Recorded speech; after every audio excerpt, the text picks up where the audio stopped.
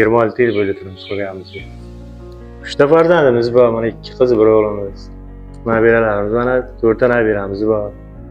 Har qanday vaziyatga ham shu bir-bir tushunsangiz, muomalangizga qarab uzoq davom etadi, tinchroq bo'ladi.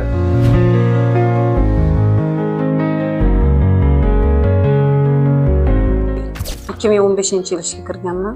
Davlat ro'yxatini o'tkazuvchi yordam berganman, yordamchi bo'lganman. Keyin arxivga ishlaganman yordamchi bo'lib, murojaatga. Ham muhandislar, ham murojaat. Endi murojaatchimiz yo'q uchun uni ham yuklatdilar boshliq. Vaqtincha bo'lsa ham unga ham ishladim. O'zlari quruvchi bo'lgani uchun, tushunganlari uchun ishlatgandirman. Agar boshqa sohadagi odam bo'lsa-da, men kadastrchi bo'lsam, tushunish qiyin.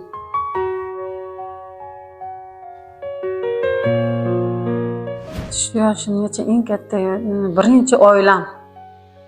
Farzandlarim, meni eng katta yutug'im farzandlarim, nevaralarim, sog'ligi, salomatligi. Oilam.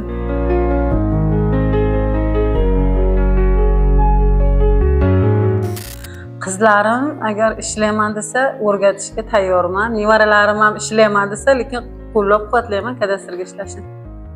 Yaxshi soha. Men yaxshi ko'raman o'zimning ishimni. Ishimni iloji boricha oilamdagi ishimni ham kechga bo'lsa ham, qolib bo'lsa ham qilib qo'yaman bir kun oldindagi ishimni. Ishxonaga ishlaydigan ishimni iloji boricha qilib ertachiroq tugatib, qolgan qismini uspet qilmasam uyga olib kelib ishlayman. Uyga notebookni olib kelib, uyga o'tirib ishlayman kechasi 12 gacha, 11 gachami.